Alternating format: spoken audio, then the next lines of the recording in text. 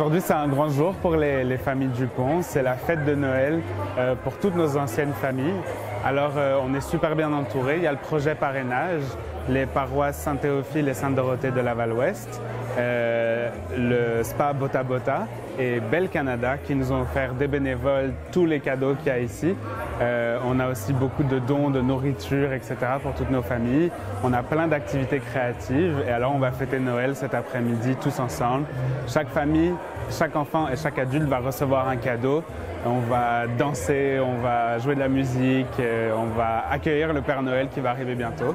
La première année, on l'avait fêté dans la maison avec les familles qui étaient déjà là.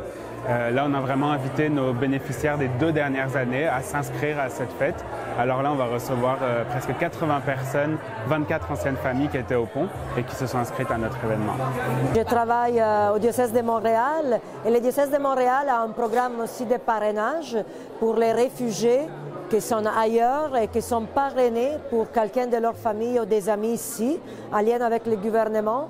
Et aussi, grâce à un programme du diocèse, on accompagne, on visite les travailleurs saisonniers agricoles, surtout du Mexique, Guatemala et Honduras, qui travaillent ici temporairement. Je pense que se rassembler, ça donne l'occasion de se connaître. Et se connaître, ça nous aide à faire tomber tous les murs et les préjugés et la peur de l'autre qui est différent. Nous, on y croit beaucoup que la différence, c'est une richesse, ce n'est pas un obstacle. Mais pour comprendre ça, on doit se donner le temps, l'espace et la volonté de se rencontrer, de s'écouter, de mettre en commun les choses qui nous unissent pour aller au-delà des choses qui peut-être peuvent nous séparer.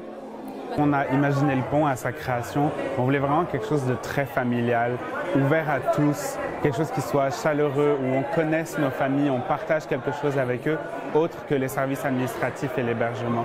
Fait que des fêtes de Noël, par exemple, entre autres fêtes qu'on a fait pendant toute l'année, c'est important pour resserrer ou créer ces liens familiaux-là, offrir à nos familles quelque chose d'un peu différent que juste les aider à faire tel ou tel papier ou telle démarche d'immigration administrative. C'est créer quelque chose de différent et d'un peu plus personnel. Au jour le jour, le pont accueille 14 familles qui vont rester là pendant 1 mois. Nous, on va les héberger.